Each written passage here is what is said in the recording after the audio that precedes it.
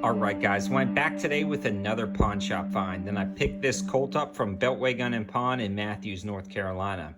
These guys recently helped support the channel by giving me some store credit. I've already burned through that for that first video, but I did find this and I did some trading and I acquired it. So I am really excited to have this police positive out to the channel. Now, again, this is a police positive chambered in 32 police or 32 Smith & Wesson long. You can also run 32 Smith shorts in it. Now, I've been shooting this MagTech ammo that I picked up from there as well, and it's been functioning pretty good. I've been getting into the really collectible older revolvers and Colts and Smiths and things like that because I find these such a joy to shoot, and they harken back to the days of quality built firearms that actually work, and something like this can be had for a reasonable price. I think I got this one under $350, and it's in fairly good shape. When you take a look at these older revolvers, you can really appreciate the craftsmanship that goes into something like this. And overall, this one is in fairly good shape. You can still find this 32 Smith & Wesson long for reasonable prices. I think you can find this on AIM Surplus for about $15 a box when it's in stock. That's the difficult part, finding it in stock, or you can pick it up at local shops for around $20 to $25 a box. That's what I did for this video. You can see the texturing on the grips are still fairly intact. The emblem, the Colt emblem, both on the frame itself and the grips remains intact. And overall, the original finish is holding up fairly well. This is a 6-shot revolver, and when you look at it at first, it looks like a full-size gun until you actually pick it up and put it in your hand and you realize it's fairly compact for what it is. This also, compared to a 38 Special, is pretty interesting. Let me grab one of those rounds and I'm going to hold it side by side to show you guys the difference between that 32 Smith & Wesson and 38 Special. So here's the 38 Special cartridge and here's the 32 Smith & Wesson long, so you can see the difference.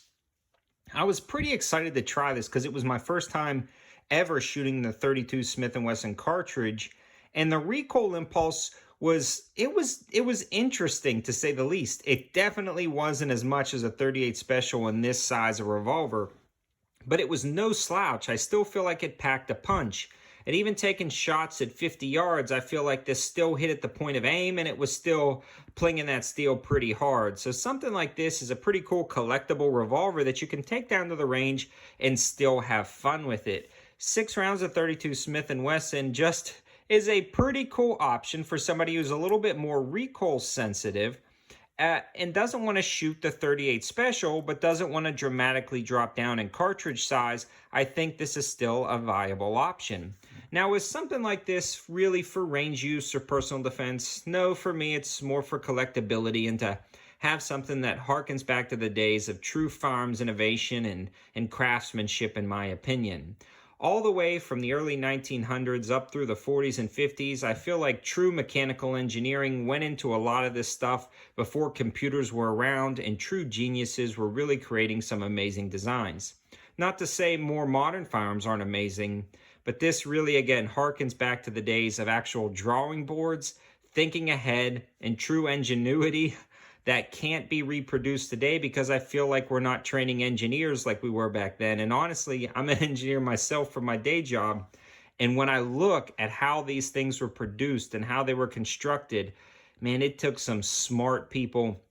And I'm always inspired by the quality and craftsmanship of these older revolvers. This is a double single action gun, and the double action is actually fairly smooth.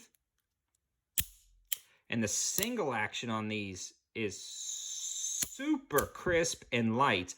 Also, guys, the lockup on these older revolvers I talked about in my other video, if you put your thumb on the cylinder and you cock the hammer back, this one actually, the Colts spin in the opposite direction of the Smiths, then you can tell if the timing is good and the lockup is good. Then you'll pull the trigger for the lockup while the hammer's back, and you can see the cylinder literally does not move at all.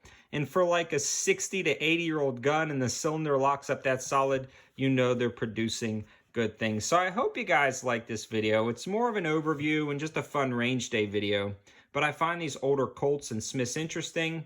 I believe next week we're going to be doing another video pawn shop find from Beltway Gun and Pawn. I know you guys left your suggestions in the Smith video. Please leave these suggestions in the comments below of something you want to see. Maybe we hunt around for some older things, a certain type of firearm, military surplus, or just older revolvers. Let me know in the comments below. We're going to try to do some more pawn shop find videos. So thanks for watching, guys. Have a good one.